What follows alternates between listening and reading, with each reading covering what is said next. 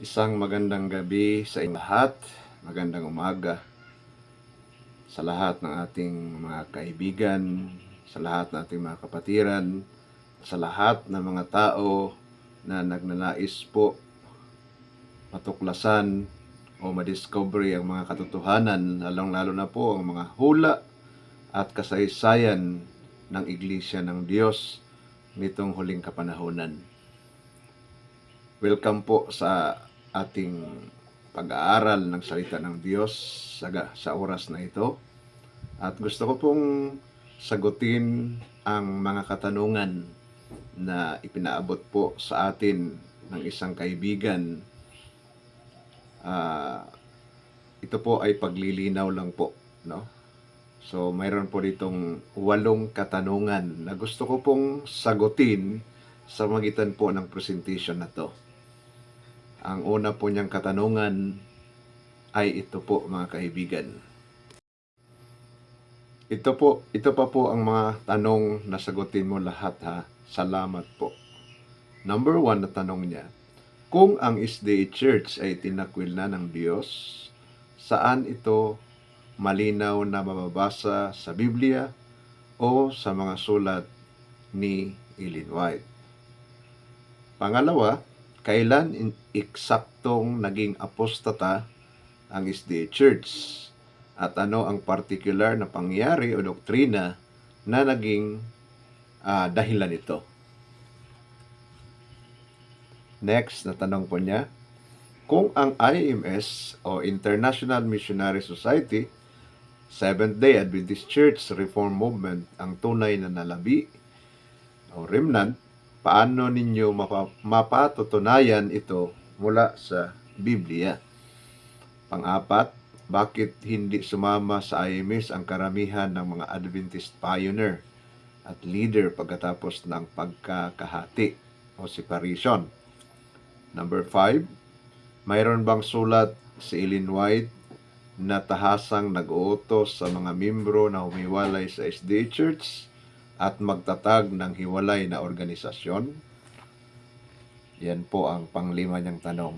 At ang 6, 7, and 8, ito po.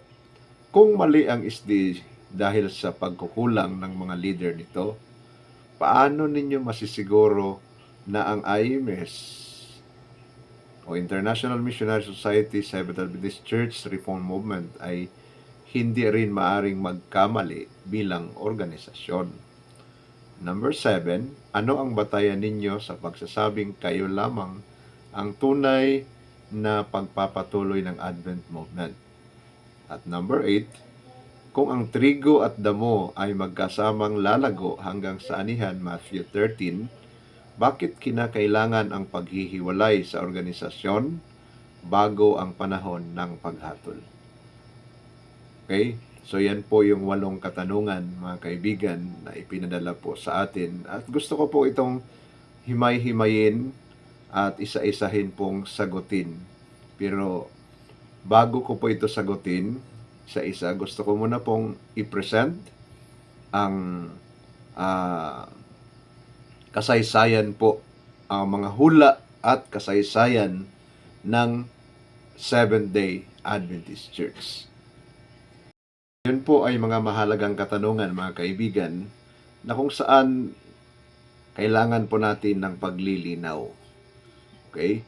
So, bilang lingkod ng ating Panginoon, ito po ay dahan-dahan po nating pag-aralan. Pero bago po tayo mag-umpisa sa pag-aaral ng prophecy, history, as well as yung mga katotohanan na ibinigay ng Diyos o present truth sa kanyang iglesia, ay nanyayahan ko po kayo na tayo muna po ay manalangin para tayo po ay patnubayan ng banal na Espiritu ng ating Panginoong Diyos. Samahan niyo po ako sa isang panalangin, mga kaibigan at mga kapatid. Dakila po naming Ama, ng tahanan niyo po nasa mga langit.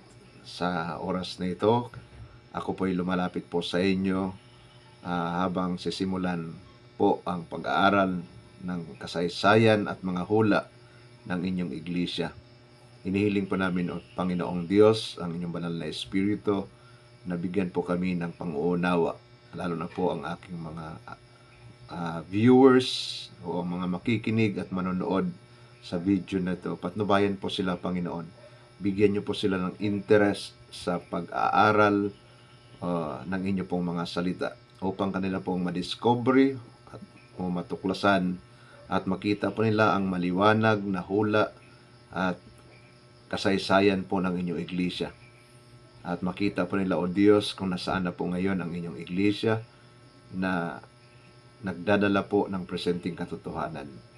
Gamitin niyo rin po ako bilang inyong tagapagsalita ngayong gabi, ngayong oras na ito, upang ang mga manonood, Panginoon, ay makinabang po sila sa kanila pong mapapanood na pag-aaral po ng inyong mga salita.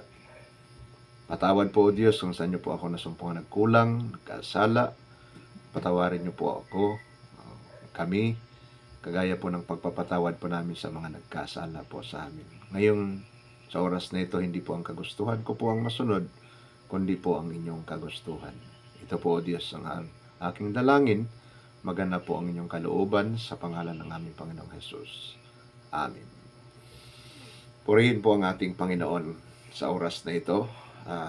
Binigyan po tayo ng pagkakataon upang magtalakay po ng mga mahalagang bagay, lalo na po sa kasaysayan po ng iglesia at mga hula, sapagkat ito po ay napaka-importante po na atin pong makita, no? Mapag-aralan, maunawaan, at mamuhay po tayo nakasama ang bayan po ng Diyos. Yan po ang importante. Si Moses, nung na-discover niya po na ang kanya palang lahi ay hindi po Egyptian, nung na-discover niya, nalaman niya ang katotohanan na siya pala ay hindi totoong Egyptian, magiging hari na sana siya sa Egypt balang araw, pero mas pinili po niya ang makisama o sumama na bahala ng maghirap kasama ang bayan ng Diyos.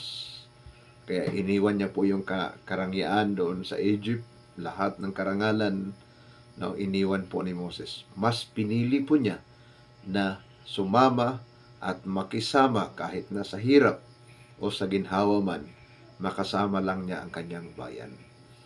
So, ganoon din sana po sa atin po. After all na maistudihan pa natin ito, then feel free po, no, na tayo naman din po ang magde-decide for our own. Hindi po tayo pipilitin ng sino man, ni kami po, ako, hindi pa ako mamimilit ng sino man. Willing lang po akong mag-present kung ano yung naintindihan ko, napag-aralan ko, at gusto ko rin pong i-share po sa inyo. But it's up to you po. After all, you will see, okay, the prophecy and history, yung mga documents po ang magsasabi po sa atin kung ano ba talaga ang nangyari po sa iglesia ng ating Panginoon. Then, it's up to you kung ano po ang decision po ninyo. Maging ang Panginoon po, hindi naman siya namimilit. Kahit sino po, no, hindi po pipilitin ng ating Panginoon to accept kung ano yung ayaw niya. No. Magagawa po lang ng Diyos lahat ng bagay, pero ito lang yung hindi magagawa po ng Panginoon. Yung pilitin po yung tao na mag-decision. Because we are all free moral agent. God has given us free will. Okay? Free will po. Na ibig sabihin may kalayaan po tayong pumili. Okay? Kaya bagamat binili na po tayo sa halaga ng dugo po ni Kristo, pero nasa atin pa rin yung choice. Kung mamahalin natin siya, nasa sa atin din po yun. Pipiliin natin ang Diyos na paglingkuran, nasa sa atin din po yun.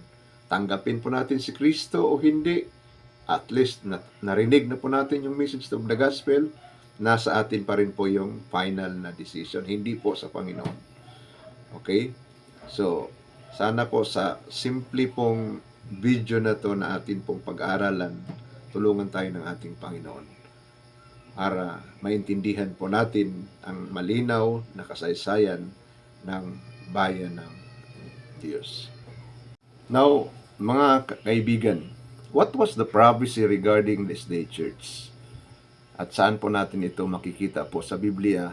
Sundan nyo lang po ang atin pong series nito Lalagyan po natin to ng part 1, part 2, part 3. Dahil medyo mahaba po ito, pero hindi ko po ito iubusin po sa isang video lang. No? Kaya subaybayan nyo po, sundan nyo po lahat ang atin pong series nito sa pag-aaral ng prophecy and history of God's Church. Okay? So yan po ang atin pong pag-aaralan. Now, ang ating pinaka-key text po ay makikita po sa Ecclesiastes chapter 1 verse 9. May pamagat po yan. Nilagyan ko lang po ng title, History Repeats Itself. Ang sabi po ng banal na kasulatan, the thing that hath been, it is that which shall be. And that which is done is that which shall be done. And there is no new thing under the sun. Diyan po, kinuha po yung kasabihan po na history repeat itself. Okay? Another verse, an ancient Israel's history, an object lesson for us today. Yan po. Yung kasaysayan po ng sinaunang Israel, yan po ay isang object lesson para po sa atin sa ngayon. Ito po ang sabi ni Apostle Paul, now all these things happened unto them for examples, and they are written for our admonition, upon whom the ends of the world are come. So, dito po, ang pinakasalamin po natin sa ating history po, ay walang iba kundi ang God's Church in the Old Testament. At yan po ay walang iba kundi ang ancient Israel. Sila po yung ating object lessons. They are our examples. No? And they are written. Ang history po nila ipinasulat po ng Diyos for our admonition. Para kanino po? Sabi po dyan, upon whom the ends of the world are come. So para pala po sa mga taong nabubuhay po sa huling kapanahunan. And we believe that we are now living in this last phase of Earth's history. Kaya kung ano po ang nangyari sa Israel noon, yan din po ang malamang na mangyayari po ngayon sa ating panahon, especially with regards to the history of God's Church today. So titingnan po natin kung ano po ang hula na ibinigay po ng Diyos sa kanyang iglesia sa huling kapanahunan. So mga kapatid, napaka-importante po na maintindihan po natin ang history sa nakaraan ay yan din po ang magiging history ng iglesia ng ating Panginoong Diyos. Kung majority po noon sa bayan po ng Israel ay napahamak, majority yung nga lang pong naglakbay from Egypt bound to the land of Canaan, alam nyo po, out of more than 600,000, dalawa lang po ang nakarating sa promised land, yung land of Canaan. Dalawa lang, out of more than 600,000 men, dalawa lang po ang nakarating sa promised land. Just imagine nyo po yan. Wala pang 1% po yan. No? 0.1. Wala pa din. No? So, majority po of God's church, the members of Israel, was overthrown or perished in the wilderness. Hindi po sila nakarating sa promised land. Kaya, the same with us today, mga kapatid. Majority din po of the members of God's church hindi rin po makakarating sa promised land, which is the heavenly Canaan. Because they are our example. Maliwanag kayo. Madali lang po natin maintindihan po ang prophecy. Kung ano nangyari noon, mangyayari din po ngayon. Kaya ang nangyari noon, it's a prophecy na ma-fulfilled po sa atin po ngayon. Now, tingnan natin po ang sinabi po ng ating Panginoong Diyos in the spirit of prophecy regarding the history of Jerusalem or Israelites people. Okay? Tingnan natin, basahin natin po ha. Okay, sabi po sa Testimonies for the Church, Volume 8, page 67. Jerusalem is a representation of what the church will be if it refuses to walk in the light God has given. Jerusalem was favored of God as the depository of sacred trust. But her people perverted the truth and despised all entreaties and warnings. They would not respect his counsels. The temple courts were polluted with merchandise and robbery. So, napakaliwanag po ng statement na yan, mga kaibigan at mga kapatid. Ang Jerusalem, which is the people of God in the Old Testament time, until sa time ni Jesus Christ, magmula doon sa Egypt, lumabas po sila sa Egypt, pinalabas sila ng Diyos, dadalhin po sila sa land of Canaan, sa land of promise. At alam niyo po ba kung anong nangyari? Out of more than 600,000 men. Tandaan po natin ito na history, mga kaibigan, dahil ito po'y mangyayari din po sa ating panahon ngayon. In these last days. Sa 1 Corinthians 10:11, napakaliwanag yun, yung binasa natin kanina. Na ipinasulat po ang history ng Israel para maging example sa mga tao na nabubuhay at sa huling kapanahunan. Now, tingnan niyo po, out of more than 600,000, ilan lang po ang nakarating sa Promised Land? Only 2 men ang nakarating po sa Promised Land. Tingnan niyo po yan, mga kapatid, ha? 2 lang po ang nakarating sa Promised Land. Ibig sabihin, wala pang 0.1% yun ang nakarating sa Promised Land. Pero it doesn't mean na 2 lang talaga silang nakarating sa Promised Land. Marami pa din pong nakarating doon. Pero ang nakarating po sa Land of Promise na pinahintulutan po ng Diyos ay yung edad po na 20 years old pababa. Ibig sabihin, kalahati po ng 40 years na paglalakbay, saka kalahati noon, 20 years, saka nung time na yon sila ipinanganak. Sila lang yung nakarating sa Promised Land, kasama ng 2 lalaki na yon, na si Joshua and si Caleb. Okay? So, Jerusalem, siya po ang representation of what the church will be in these last days. Aling church yun? It's the Seventh-day Adventist Church.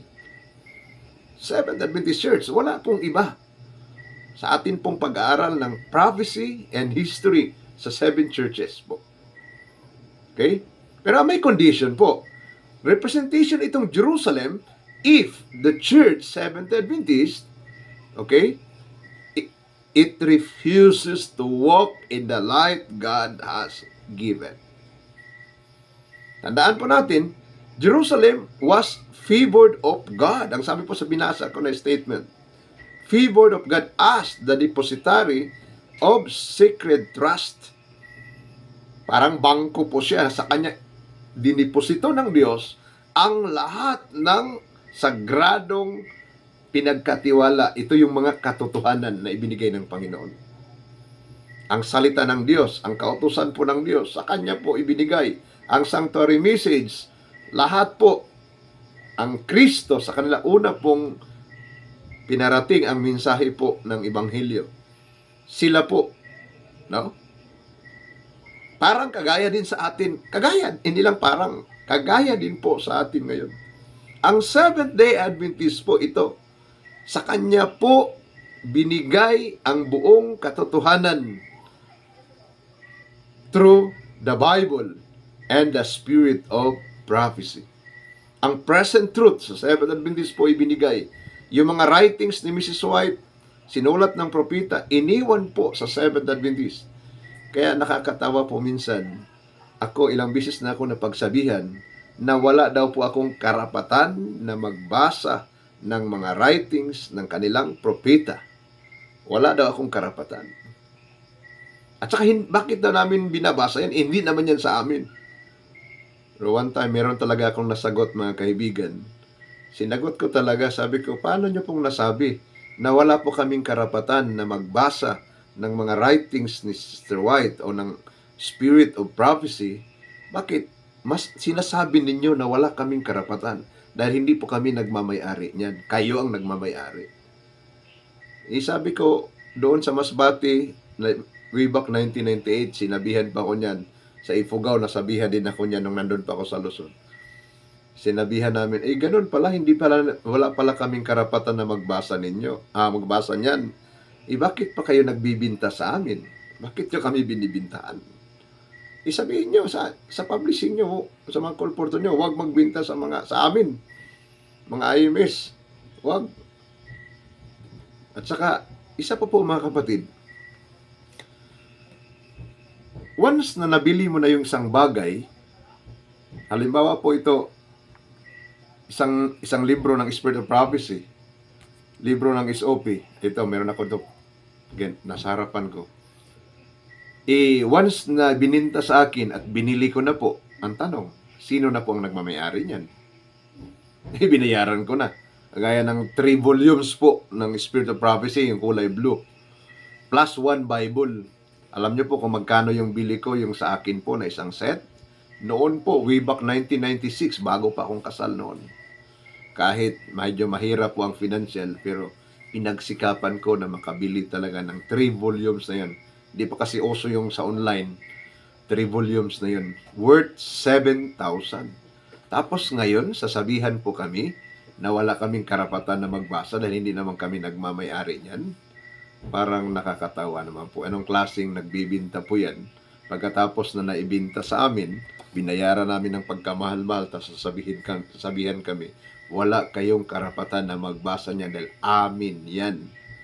At lalo na po, ngayon bago lang narinig ko, sila daw po yung custodian sa lahat ng mga writings na Ellen White at sila din daw po ang meron lang karapatan na mag-interpret. Wow! Okay. Hindi naman namin aagawin yung pagiging custodian nyo. Sa inyo na yan. Pero yung libro na nabili na po namin, hindi na po ito sa inyo. Sorry po. Amin na po yan. Yung mga libro na yon na nabili na namin, ng pagkamahal-mahal, lahat po. Yung mga pinasirox ko noon ng mga libro po, pag mayroon ako nagustuhan noon na SOP, pinapasirox ko. Kadami kong koleksyon ng iba. Pinamimigay ko na. Sa akin na po yon, hindi po yun sa inyo. Huwag niyo pong angkinin po yun. Sa akin na yun.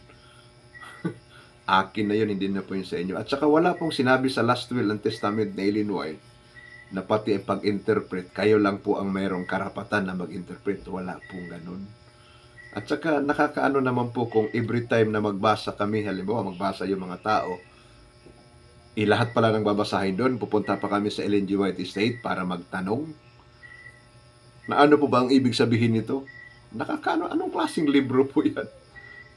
Anong klaseng libro yan? Every time na magbasa ka, wala kang karapatan na umintindi. At saka ang writings po ni Ellen White, kagaya po ng Bible, except lang sa mga prophecy talaga ng mga symbolic, figurative, kailangan i-interpret. Karamihan naman po sa sulat sa Spirit of Prophecy, hindi naman po yan kailangan pang i-interpret. Kagaya nga po ng mga parables in the Bible, in-interpret na mismo ng SOP. So, bakit mo pa i-interpret yan? Di ba? So, mga kapatid, kagaya po ng mga Hudyo, ang SDA, sila po yung depositary of sacred trust. Pero anong ginawa po? Anong nangyari po sa bayan ng Diyos? Majority of the people of Israel, sabi dito, but her people perverted the truth and despised all entreaties and warnings. They would not respect his counsels. The temple courts were polluted with merchandise and robbery. Mga kapatid, yan po ang katotohanan. The same with us today. Many of our people perverted the truth. Ano ibig sabihin ng perverted? Binabaliktad po, binabaluktot yung katotohanan. Yan po ang nangyayari po ngayon sa ating panahon. Yung maliwanag na po na sinabi ng salita ng Diyos, pag ipinapaliwanag nila, ini-interpret nila, nasisira tuloy ang meaning ng salita ng ating Panginoon. Imbis na clear na yung nakasulat, ang statement, pag ininterpret nila sa sarili nilang interpretasyon, lumalabo. Narinig ko po yan sa isang kabataan, yung may comparative study po na nangyari doon sa Tigaon. Sabi nung isang dalagita, Uncle, ang liwanag naman ang binabasa nila na quote doon sa Spirit of Prophecy. Pero bakit po pinapaliwanag nila? Pag pinapaliwanag nila, Uncle, lumalabo tuloy. Nawawala doon sa ibig sabihin ng Panginoon. Tingnan mo yan. Isang kabataan po yan, ha? I think 17 years old. Kaya nawala na siya ng gana na makinig sa kanilang presentation. Bakit po? Dahil ini-interpret sa sarili nilang gusto, no? Para lang ma-justify yung general practices of the people. Yan ang sabi po ng Spirit of Prophecy. But her people perverted the truth, despised all entreaties and warnings. Kaya yan po ang nakakalungkot na pangyayari. So yan po, maliwanag po yan na ang Jerusalem is the representation of what the day church will be. Kung majority ang napahamak sa mga Israelites noon sa disyerto, konti lang po ang nakarating sa promised land. Ganon din po ang mangyayari ngayon. Kaya yung topic po na 144,000 in these last days, hindi po yun imposible. Nakaunti lang talaga. Matthew 24:14, sabi po ni Jesus, many are called, but few have chosen to accept it. Kailan po mangyayari yun? In these last days. Sa atin na pong huling kapanahonan, because we are now living sa panahon na ang doon sa parable of the wedding, mga kapatid, ang king nag-examine sa kanyang mga guest. Ngayon po yun mangyayari because now is the investigative judgment. Tuloy po tayo mga kapatid. Jerusalem became a harlot. Jerusalem, which should have been a pure spring, was now become a poisoned sink. How is the faithful city become a harlot? Okay? Kaya yan po mga kapatid, napakaliwanag, no? Kung ano ang nangyari sa Jerusalem, para siyang poisoned sink. And ang tanong po diyan, how is the faithful city? Hindi po tanong pala. How is the faithful city referring to Jerusalem become a harlot? Okay. Another thing about Jerusalem. Sabi po ng Spirit of Prophecy, Great Controversy, 1888, 382, paragraph 2.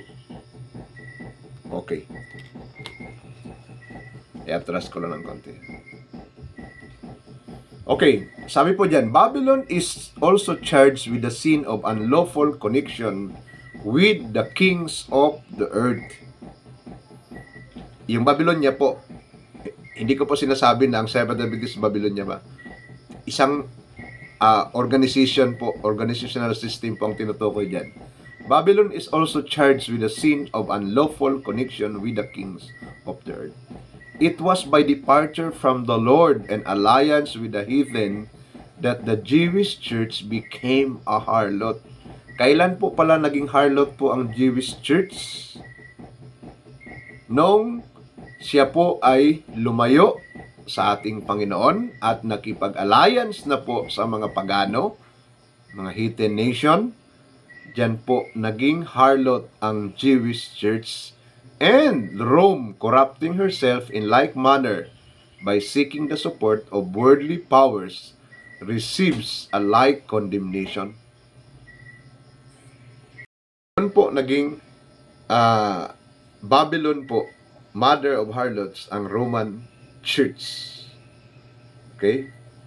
Pero ang pinaka-example natin dito is yung Jewish church na naging harlot. Dahil po, by departure from the Lord and alliance with the heathen. So, nangyari din kaya ito sa Seventh Adventist ngayon? Tinawag din kaya na harlot din ang church ngayon, kagaya ng Jerusalem? Tingnan natin po ha. Okay. Who can truthfully say, our gold is tried in the fire, our garments are unspotted by the world? I saw our instructor pointing to the garments of so-called righteousness. Stripping them off, he laid bare the defilement beneath. Tuloy. Then he said to me, can you not see how they have pretentiously covered up their defilement and rottenness of character? How is the faithful city become an harlot? My Father's house is made a house of merchandise, a place whence the divine presence and glory have departed. For this cause there is weakness, and strength is lacking. Nakita niyo po mga kapatid, no? Kung paano po sinabi ng ating Panginoon through the spirit of prophecy, okay, na how is the faithful city become an harlot? Ito po ay na church, ito pong tinutukoy dito na harlot po mga kapatid, ito yung nangyari. Sinabi po ito noong 1903. Okay, 1903. Mga kapatid, ito po ay nag-refer sa church in these last days. Bakit po?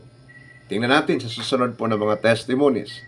Bakit kung ang Hudyo, naging harlot po siya, ang Jewish church, because of her departure from God and alliance with the heathen? Okay, tingnan naman natin po ang church in these last days, kung paano siya naging harlot po. Okay, his day has fallen like Jerusalem. Mababasa po yan sa Testimonies for the Church, Volume 5, page 76. I have been shown that the spirit of the world is fast leavening our churches. Our church are leavening the church, sorry. You are following the same path as did ancient Israel. There is the same falling away from your holy calling as God's peculiar people. You are having fellowship with the unfruitful work of darkness. Okay? Napakaliwanag po mga kapatid. Pinakita po kay Sister White ang condition o ang nangyayari sa loob ng iglesia po ng Diyos. Ibig sabihin, sa modern Israel. Okay? Pinakita po sa kanya, I was shown that the spirit of the world. Ano ba yung world? Ito yung heathen kung sa panahon ng Israel. No? Yung mga pagano. Ito yung world ngayon. Yung Egypt noon. Isang simbolohan din ng world noon. Yung Egypt po. Okay? Heathen is fast leavening our church or the church. Okay? Parang nalibadurahan po ang church. And ano pa sinabi niya? You are following the same. Parehas talaga na daan. The same path. Kanino po hinihalin tulad? As did ancient Israel. Katulad talaga sa paglakad po. Kung ito yung Israel noon, ganon din po ang paglakad ng Seventh-day Adventist Church ngayon. And ano pa po? There is the same falling away from your holy calling as God's peculiar people. The same falling. Kung nahulog po ang Israel as a people of God, so the same na pagkahulog po as your holy calling as God's peculiar people. Kung nahulog po ang Israel, nahulog din po ang modern Israel ngayon. Dahil sabi po dito, the same falling from your holy calling as God's peculiar people. So ito din po ay in a short word, departure from God and Ano pa po? Alliance with the world. Because you are having fellowship with the unfruitful works of darkness. The same. Falling away. Departure from God. And alliance with the heathen. Mga kapatid. Nangyayari po ba ito sa loob po ng iglesia? Noon, hindi lang po ngayon, hindi yun ngayon ang tanong ko po. Noon, sa buhay pa si Ellen White, yes, buhay pa mismo ang propeta po ng Diyos. Nangyayari na po ito. There is the same falling away from your holy calling as God's peculiar people. Ibig sabihin ng peculiar, special. No? Distinct society, sabi ng isang kapatid doon sa Baguio noon. Distinct society. Kakaiba. No? Special people of the Lord. Now, mga kapatid, gusto ko lang po bigyan po ng emphasis para mas magiging matibay po yung ating pag-aaral sa salita ng ating Panginoon regarding the comparison of the history of ancient Israel with the modern Israel. Tingnan niyo po, ang sinabi po sa Great Controversy 343 paragraph 2. The work of God, ang title po nito po is, dito po sa aking slide, the parallels, ang pagkatulad. Okay? The work of God in the earth presents from age to age a striking similarity in every great reformation or religious movement. The principles of God's dealing with men are ever the same. The important movement of the present have their parallel of those of the past, and the experience of the church in former ages has a lesson of great value for our own time.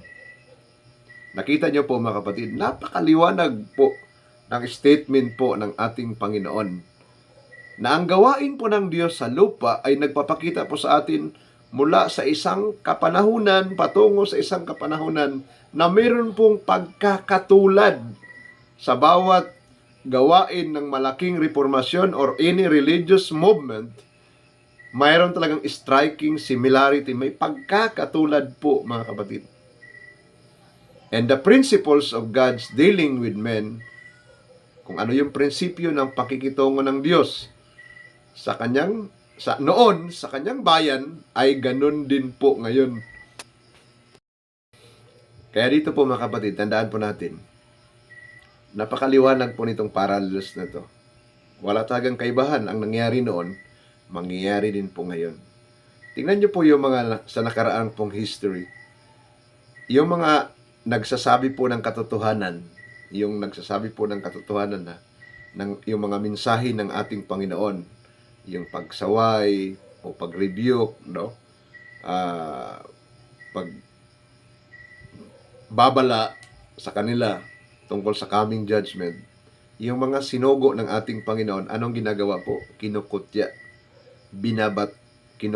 binubuli, no? Hinahamak, nire-reject, at sa wakas, sa huli, karamihan po pinapatay. Pinapatay po. At hindi na po sila pinapagsalita sa bayan. Pinipigilan po silang magsalita. Pero ang totoong sugo ng ating Panginoon, hindi po yan titigil. Dahil ang ipaglalaban po niyan, ang salita po ng Diyos. So, kung ano yung nangyari noon sa nakaraan, yan din po, yung sabi dito, the experience of the church in former ages has a lessons of great value for our own time. So, magkatulad talaga po mga kapatid ng history, no? Ng bayan po ng Diyos. Noon at ngayon, wala pong kaibahan. Okay? Mga kapatid, wala pong kaibahan po yan. Parehas na parehas po talaga. Okay? Ayon po sa sinabi ng ating Panginoon. Kaya hindi po magkakamali. Kung susuriin po natin ang history noon, mamaster natin ang history noon, madali lang po masterin po natin sa ating panahon ngayon. Makikita din po natin yung history of God's people today. And madali lang din po makita natin kung nasaan na ngayon ang totoong bayan po ng Diyos. Okay?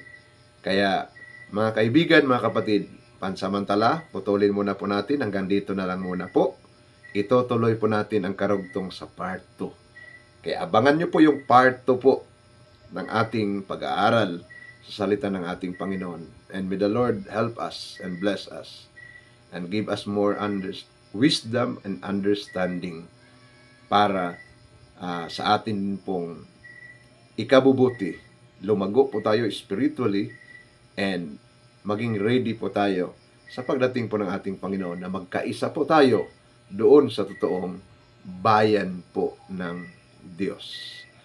Abangan niyo po yung mga sagot ko. Sasagutin ko po yung mga katanungan po isa-isa after na mai-present ko po ang kasaysayan ng bayan po ng ating Panginoon in these last days in comparison doon po sa nakaraan na history ng Jerusalem.